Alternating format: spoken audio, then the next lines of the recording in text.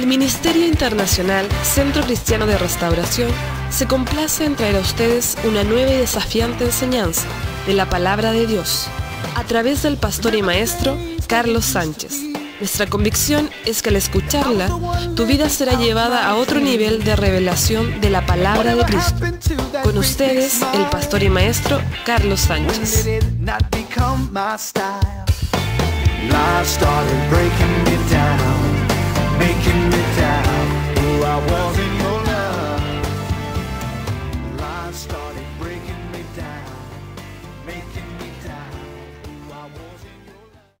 Quiero comenzar una serie acerca del discipulado, de cómo se manifiesta el discipulado, las características de un discípulo, los precios, las condiciones, la bendición, todo lo que tiene que ver con un discípulo.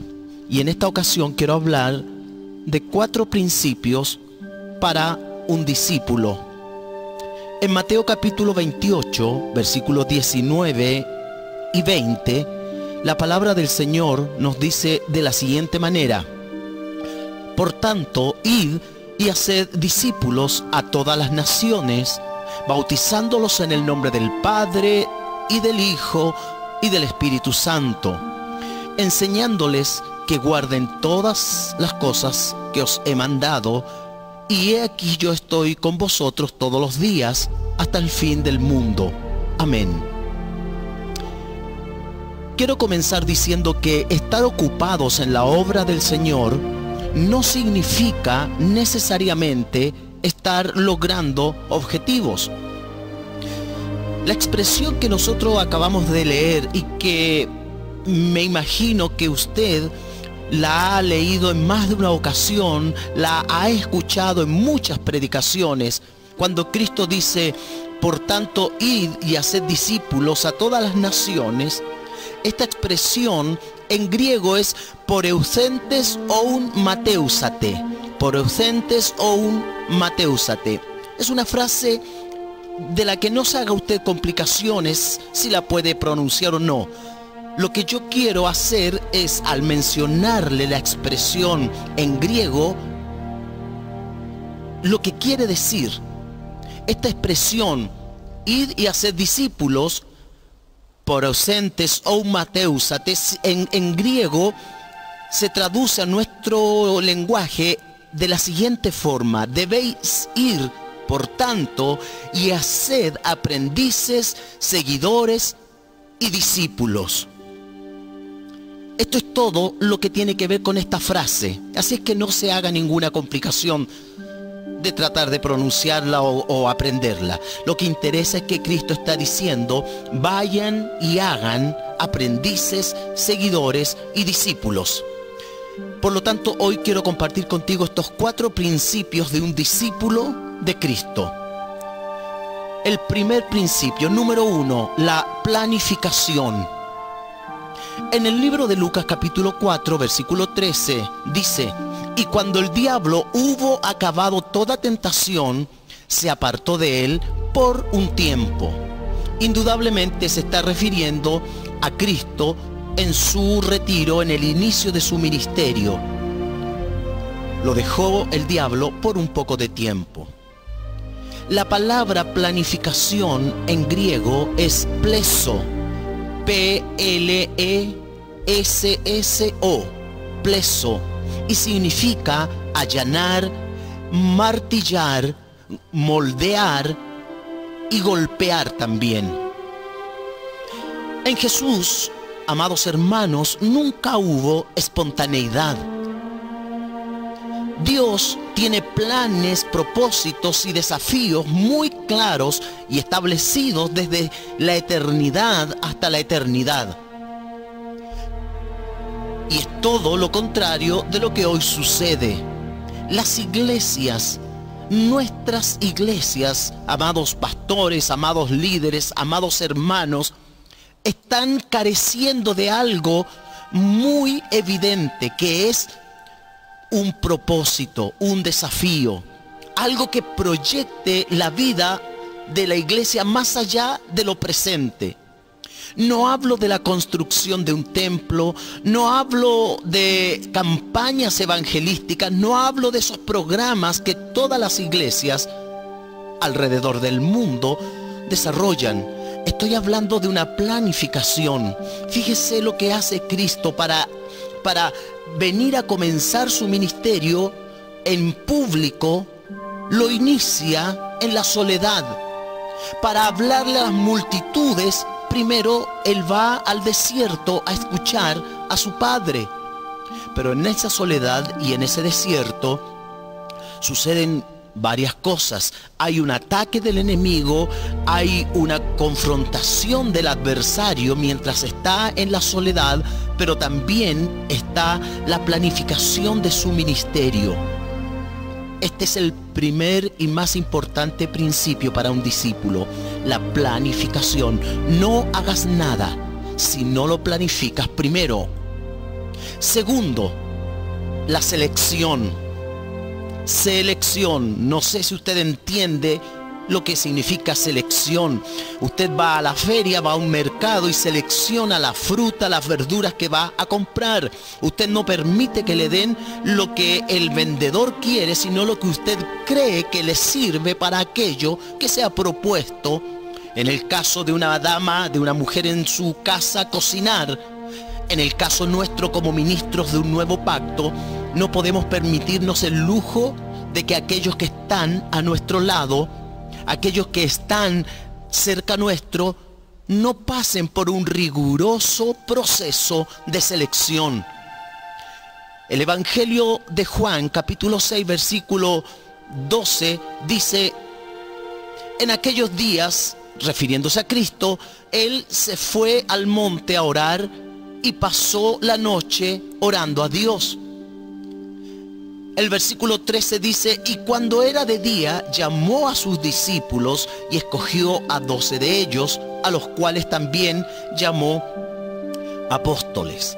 La selección fue rigurosa. Primero fue con oración, luego fue en una intimidad con el Padre, y luego de orar, los escogió, los seleccionó, porque dice llamó a sus discípulos. La palabra seleccionar en griego es eklektos, E-K-L-E-K-T-O-S, eklektos, y significa selecto, favorito. Es la misma raíz de la cual viene eclesía, o lo que para nosotros es iglesia. Iglesia viene de la voz griega eclesía, que significa los convocados. Cristo se fue al monte, oró, habló con el Padre y luego convocó, seleccionó a los que para él eran los que merecían estar en ese lugar. El proceso fue el siguiente: el proceso de Cristo para seleccionar a sus seguidores, amigos míos, fue el siguiente: oración, dirección divina y luego la selección. En muchas ocasiones nosotros comenzamos al revés: seleccionamos, creemos que es la dirección divina y después oramos dando gracias a Dios por lo que están a nuestro lado, y no son los que Dios quiere. Están los que son, pero no son los que deben estar. Jesús escogió a quienes acostumbraban a pescar con redes y no con cañas. Espero que este principio quede grabado en tu corazón. Los que pescan con cañas no son los que deben estar a tu lado. Los que pescan con redes son los que deben estar, porque esos pescarán mucho más que los que están pescando con caña. Es un pensamiento muy obvio, pero necesario. 12 hombres escogió, seleccionó el maestro. 12 hombres que vinieron a ser 12 métodos, 12 estrategias, 12 desafíos y 12 proyecciones en las cuales el maestro fijó su corazón. Fue una selección que no tuvo reacción entre el pueblo. Ninguna reacción entre el pueblo. Fíjese usted, ¿quién acusó a Juan? ¿Quién acusó a Pedro, a Natanael? ¿Quién acusó a Mateo? ¿Quién acusó a Bartolomé? ¿Quién acusó a Simón el celote de trastornar al pueblo? Cuando alguien le dice a Pedro, tú eres malo porque estás trastornando al pueblo.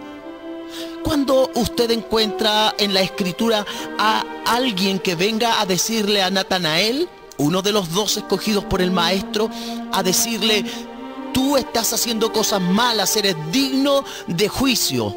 Cuando alguien vino a Juan, el amado, a decirle, tú eres conspirador, tú no corresponde lo que haces, nunca nadie vino a ellos. Nadie acusó a los escogidos de trastornar al pueblo mientras el maestro estaba con ellos.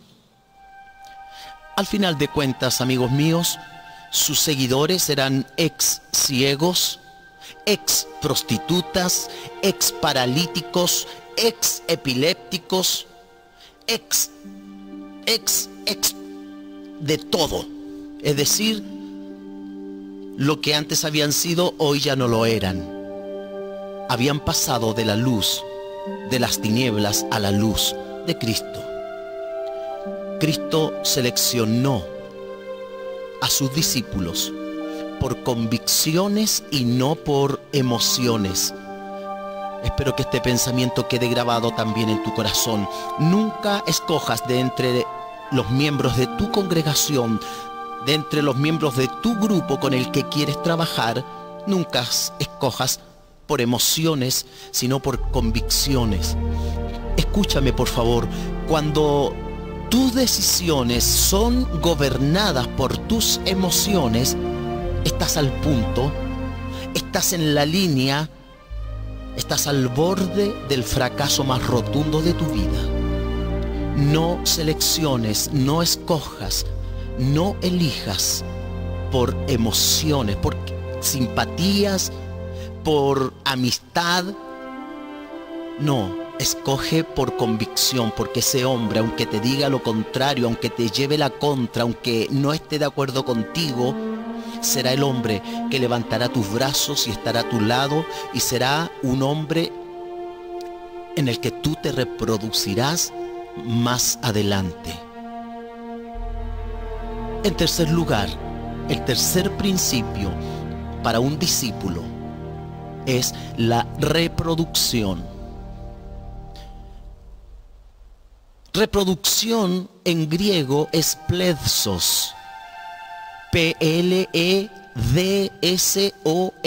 pledsos, y significa multitud, abundancia.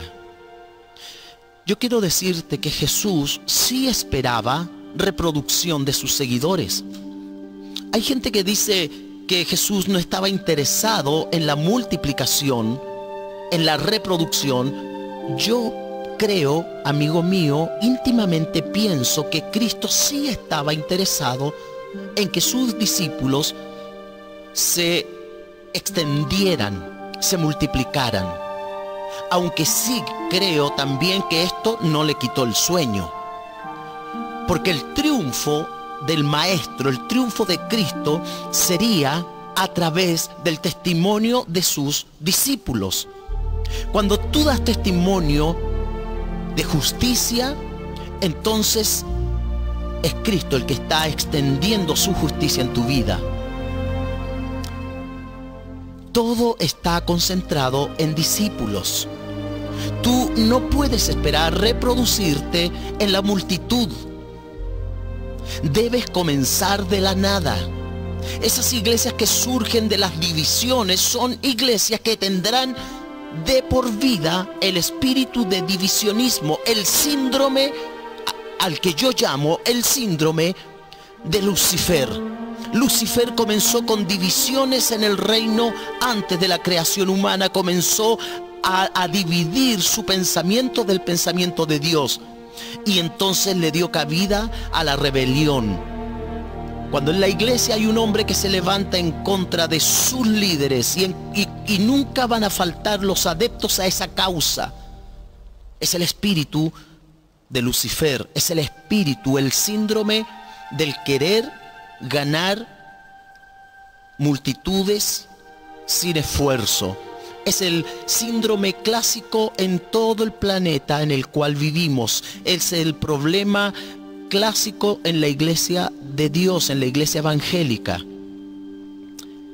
El querer levantar una muralla con ladrillos de la muralla del frente. Se destruye una para levantar otra. O en otras palabras, tapar un hoyo haciendo otro. Y al final nunca avanzamos.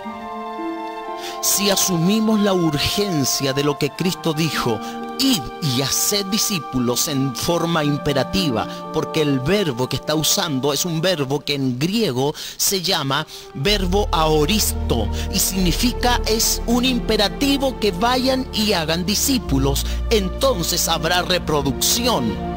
Habrá crecimiento y multiplicación, no solo numérica, sino en cuanto al carácter de Cristo, a la imagen de Cristo en nuestras vidas.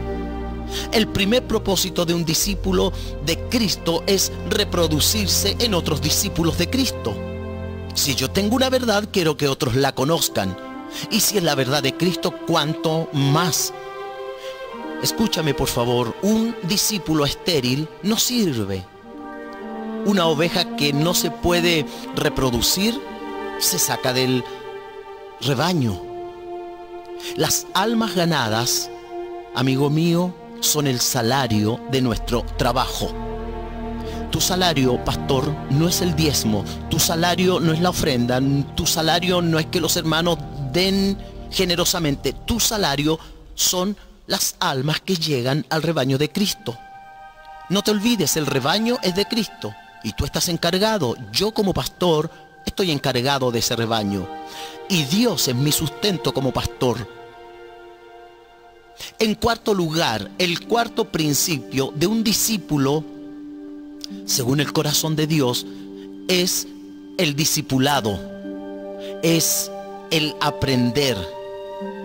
La palabra discípulo en griego se traduce de varias formas, pero cuando Cristo dice aquí en este capítulo 28 de Mateo, id y haced discípulos, la palabra discípulo que está usando es la palabra madsetes, M-A-D-S-E-T-H-E-S, madsetes, que significa aprendiz, alumnos. Hay otras palabras que también la Escritura usa para discípulo, pero esta es la más común. El principio es el siguiente: debemos orar por segadores, por hombres que vayan a tomar la cosecha de lo que Dios ha plantado por muchos siglos. La gente está lista para la cosecha, amigos míos, y hacen falta aprendices, alumnos. Nos sirven las oraciones que se hacen a menudo por muchas gentes. Oraciones como, por ejemplo, Señor, ama al mundo. Señor, te ruego que cambies los corazones de las gentes. Te ruego que toques a las personas. Hay gente que ora diciendo, Señor, que haya muchos programas de radio y televisión evangelísticos para que lleguen las personas a ti. No, no sirven esas oraciones, porque Dios ya tocó al mundo con la muerte de Cristo, porque el agente de conversión, de la salvación de los hombres y mujeres de esta tierra son los discípulos de Cristo. Cristo dijo en una ocasión, rogad al Señor de la mies que envíe obreros a la mies. En otra ocasión dice, la mies, la cosecha es mucha y los obreros son pocos. Y yo le agrego, y los que hay son flojos, porque de verdad hay muchos obreros flojos en la obra de Dios. Rogad al Señor de la mies que envíe obreros a la mies. No dice rogad al Señor de la mies que abran muchos canales de televisión evangélicos, que hayan muchos diarios que circulen y muchos programas de radio. No, no dice eso. Obreros son los que cosechan la mies. Espero que me entiendas que no estoy hablando en contra de programas de televisión, de radio y de cualquier medio de comunicación del evangelio. Estoy hablando de concentrar nuestra fuerza en esos programas y desconocer mi compromiso personal en esta área. El problema actual, amados hermanos, es que se hacen campañas evangelísticas, se convierten personas y cuando llegan a la iglesia ya todo pasa. ¿No es verdad? Se hizo con mucho despliegue de mucho esfuerzo y sacrificio de la iglesia una campaña evangelística, se convirtió la gente y a la próxima semana se pasó el entusiasmo porque se actuó por emoción y no por convicción. El propósito del discipulado al estilo de la iglesia primitiva no es hacer nuevos religiosos, amigos míos, es hacer nuevos discípulos.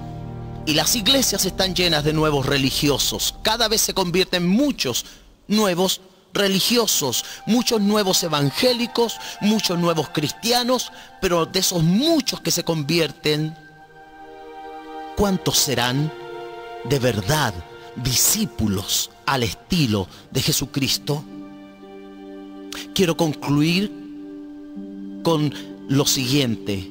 Número 1, el verdadero éxito ministerial, no solo del pastor, sino de cualquier ministro del nuevo pacto, un hombre o una mujer que están dentro de la iglesia. Tu verdadero éxito, amigo mío, es cuando tú aseguras la continuidad del modelo de Cristo. Y el modelo de Cristo fue el discipulado, día y noche, pagando precio, disfrutando las adversidades, gozándose en medio de la persecución. Ese es el modelo de Cristo. Número 2, el verdadero éxito ministerial es cuando nuestra labor termina. Porque cuando nuestra labor termina, será recién cuando nazca un nuevo discípulo reproductivo. Tu labor termina cuando ese hombre se convierte en un discípulo reproductivo igual que tú. Los caminos fáciles siempre son un fracaso. Programas radiales, programas de televisión, cruzadas evangelísticas, seminarios, juntas directivas, departamentos creativos, etcétera, etcétera, etcétera, para que la iglesia crezca. Y se ha olvidado el modelo original de Cristo. Cristo trabajó con 12 hombres, los seguían multitudes, pero no se entusiasmó con multitudes, sino con esos pocos hombres en los que veía convicción. No necesitamos, amigos míos, mejores métodos, sino mejores hombres, porque los hombres son el método de Dios. Estas son las 4 características de un discípulo de Cristo. Padre, bendigo a estos hermanos y hermanas, a hombres y mujeres en esta hermosa nación que tú has escogido para que sean tus discípulos y vayan y lleven fruto y mucho fruto, y su fruto permanezca y se reproduzcan en otros igual que ellos. Les bendigo y los declaro discípulos efectivos para la gloria y honra de Dios Padre, en el nombre de Jesucristo. Amén.